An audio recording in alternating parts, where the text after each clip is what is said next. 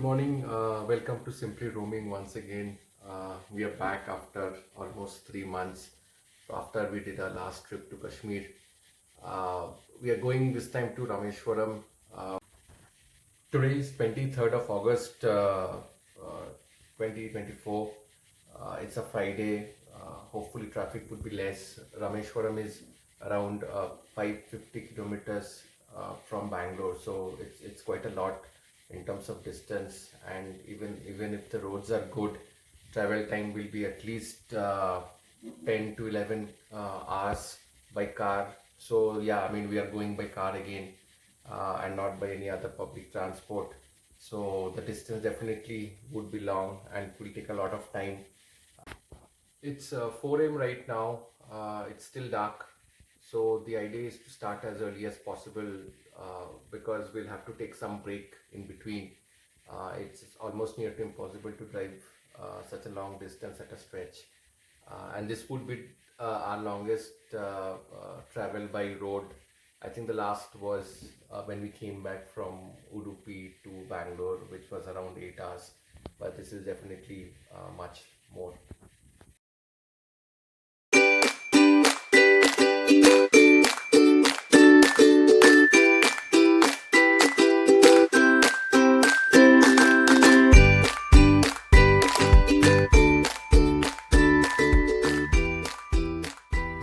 We've just stopped at a place for breakfast. This place is called Anand Bhavan. We are already in Tamil Nadu. Tamil Nadu is very close to Bangalore. If you travel 40 kilometers from the heart of the city, you will cross into Tamil Nadu. The border is so close. So we have been traveling now for almost 3 hours. We are very close to Salem. Salem is one of the most popular small towns of Tamil Nadu. We were in Salem last time when we had been to Yerkod. We had stayed in Salem for 2 nights. Salem is a little far away from here, but we have stopped here for breakfast. We'll have something here and then again start our journey towards Rameshwaram.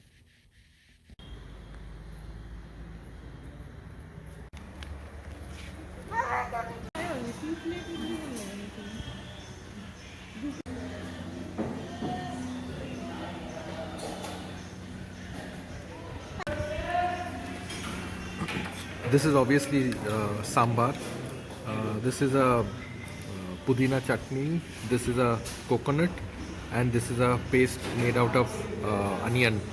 So there's a very stark difference between the sambar that you get in Bangalore and the sambar that you get over here. The sambar in Tamil Nadu is much more tangy and more salty, whereas the sambar that you get in Bangalore is much more sweeter because of the jaggery that they add there.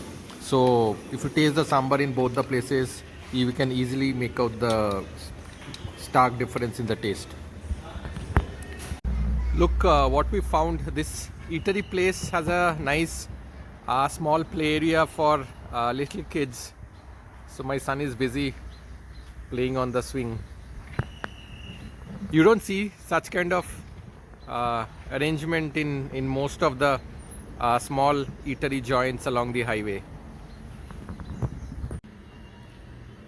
This is a rocking horse, though it's not a horse but looks more like a duck.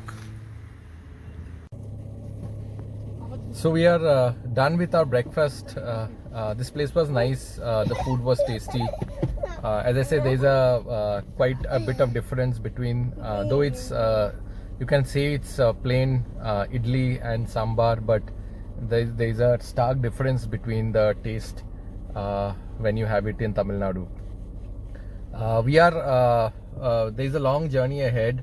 At least the Google map shows around 433 kilometers to cover for us to reach Rameshwaram. Probably we'll be taking few more pit stops in between. As of now, the tentative time shows 4 p.m. When we will reach Rameshwaram. So another 7.5 hours of drive. Hopefully we'll make it through as quickly as possible, and we'll try to show you a few more places on the way. I'm not sure how much we'll be able to cover because of the crunch in time, but let's see. Hopefully we'll try to stay on track as much as possible.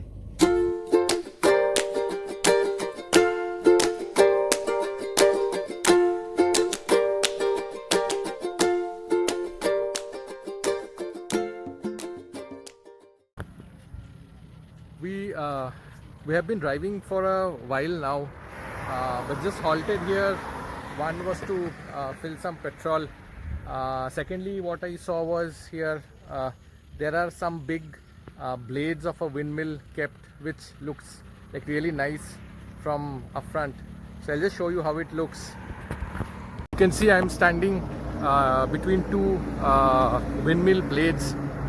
You can see how long these blades are. These are enormous, like gigantic blades, and each of the windmills will have at least 3 of these blades attached to it, and these will spin and generate the energy. You can see behind me now, you can understand how big these blades are. Heading towards Dindigul now. Dindigul is a place quite popular for a particular style of making biryani. There are different kinds of biryanis that you get here. There is Ambur biryani, there is Talapakati biryani, there is Donne biryani. So Dindigul is another place, and there is a speciality in terms of the biryani that you get here. This is another 60 to 70 kilometers at least from this place where we are now. We are right in the middle of a highway. The roads are really good, so we are able to travel very fast.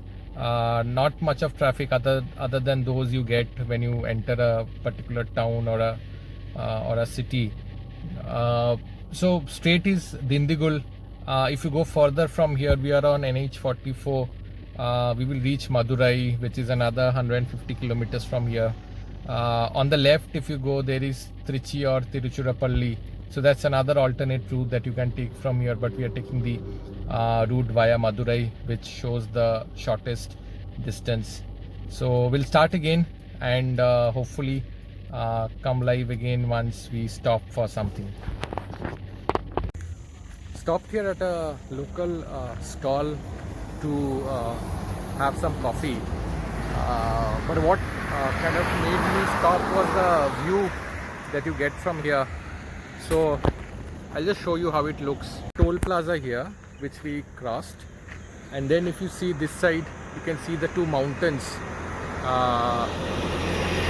I don't know what this particular hill or mountain is called, but the view is amazing from here, especially when you are driving towards the mountains. It looks really nice, and we could actually see the mountains from quite a distance. Setting of this small cafe where you can stop and take a break when you're a little tired of driving.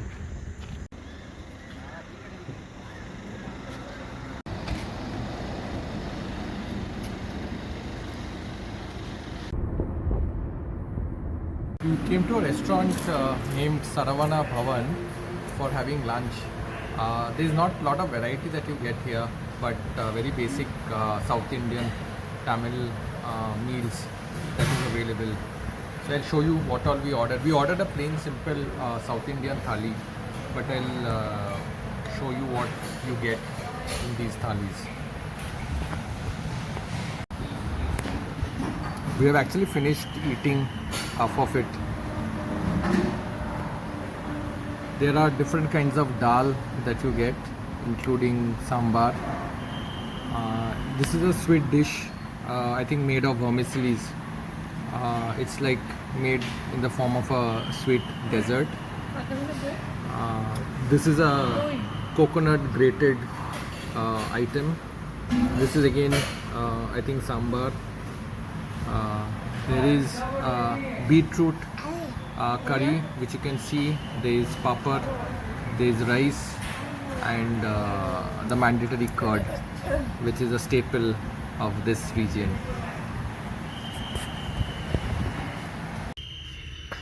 This place where we had lunch was between Dindigul and Madurai. Madurai is around another 60 to 70 kilometers from here. Hopefully, I think now it would be a straight journey without much of a break directly to Rameshwaram. We did spend some 20 minutes here, Now we are starting our journey back and we'll be on the road again.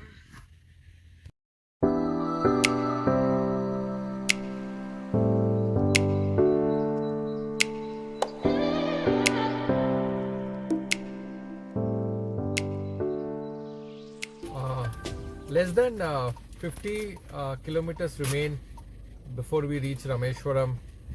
Should take another 45 to 46 minutes. Uh, the last part of the road after we crossed Madurai is slightly narrower. But till the time we were on the Madurai ring road, the road was very nice. It was a toll road. It was the Madurai outer ring road. So that road is fantastic. But after that, I think the last 100 kilometers from where we are traveling now towards Rameshwaram is a much narrower road. Though not much of a traffic, probably because today is a Friday and not a long weekend. Also, unlike the last week. So probably we are lucky and not getting much traffic, but the roads are comparatively a little narrow as we are approaching Rameshwaram. So hopefully, just taken a short break, was feeling a bit hungry, will munch on a little bit of snacks and then proceed towards our hotel.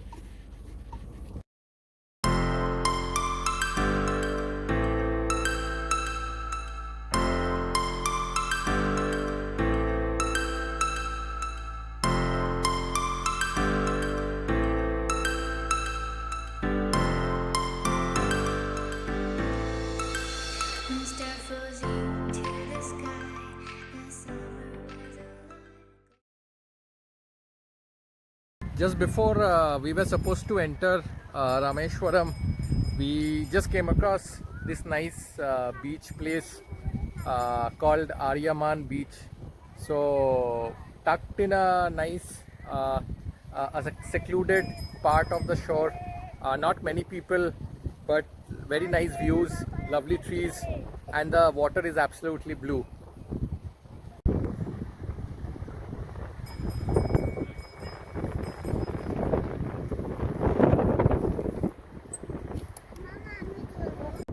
You can see the sea, that's the Bay of Bengal in the distance. You don't see such white sands and pristine blue clear water at many places in India.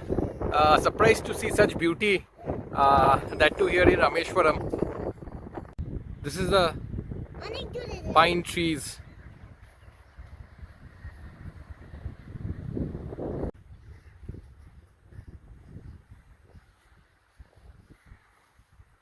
This beach is an absolute must visit. There is a parking also. You can easily park your car very close to the beach. They take a small fee of 30 rupees. So very convenient, and not sure why this is not very crowded. Probably because it's a Friday. Very few people. A couple of shacks on the beach. I can also see some boats. So definitely some water activity is going on here, but very nice beach, very beautiful, one of the best beaches I've seen in India.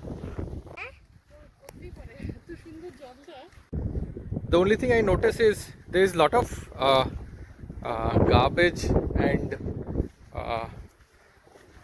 bottles and other wastes being thrown around all over the beach. It's such a lovely beach, very heartening to see.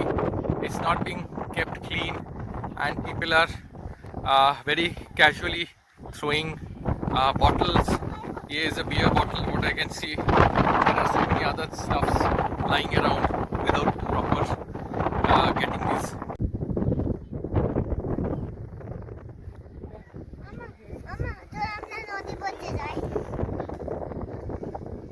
Looks like there is not much of depth over here, because you don't see even a single wave. That's very surprising. You can't see the end of this sea, but if you notice, there is not a single big wave, just few small.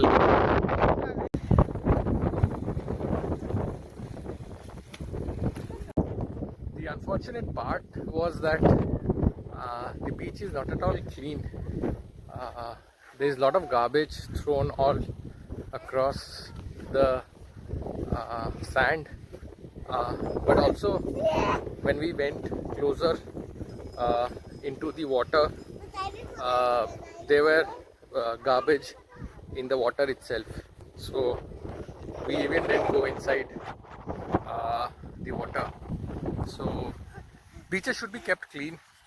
It's such a nice looking beach, looks so beautiful, white sands. Very few places, as I said, I've seen such blue aquamarine sea, but again not at all clean. This is a road that goes straight to through Pamban bridge and connects the Indian mainland with the Rameshwaram island. So I think in a couple of minutes we'll reach Pamban bridge and we'll try to stop and see if we can take some photos. On the right you can see, if we pan the camera, actually on the right, this is basically the Indian Ocean. So interestingly, on the right you have Indian Ocean and on the left we have the Bay of Bengal. This is the start of the Pamban bridge. On the left you can see the Bay of Bengal. On the right is the Indian Ocean or the Pork Strait. The mass of water which is between India and Sri Lanka. Up ahead is also a vertical lift which allows small boats and ships to pass through. So that's also a unique characteristics of this bridge. And also you can see, interestingly, I think, I'm not sure if there is any other place in India where it's there. There is a railway line which also goes across the mass of water and connects the India mainland with the island of Rameshwaram. So we are just about to enter the bridge. You can see the bridge. There are cars which have been parked and people are just roaming around taking some photos. We'll see if we can park somewhere and take some photos.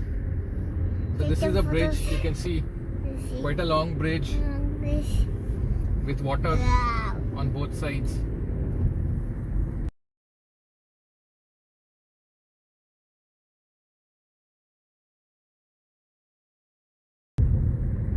This is the vertical lift on the left which opens up, as I was saying, to allow small ships and boats to pass.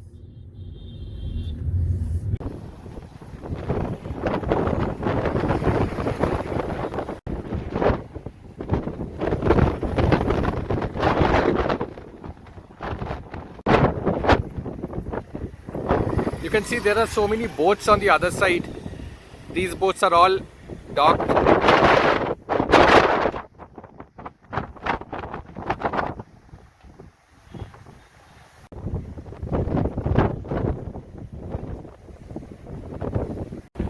You can see the railway line which is parallel to the bridge which is used by the vehicles, and this is the facelift. Lovely. Both an engineering and a natural marvel comes together and you get this. You can actually see the sun setting.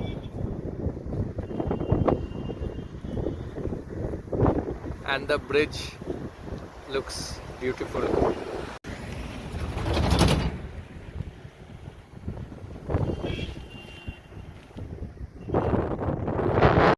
So another couple of kilometers before we reach our hotel.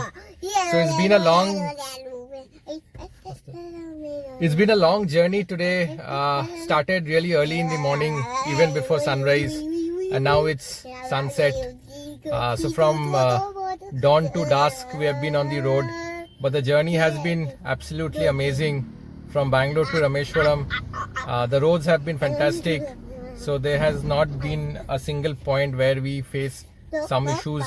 Yeah, there were some stretches where work is going on, but I think that's an ongoing thing, and overall, absolutely a great road trip. So hopefully we'll reach our hotel in few more minutes and call it a day. Tomorrow again there will be a lot of things to see. Dhanushkodi, the temple, and many other places. So hopefully we'll take some rest and start our journey early again tomorrow morning.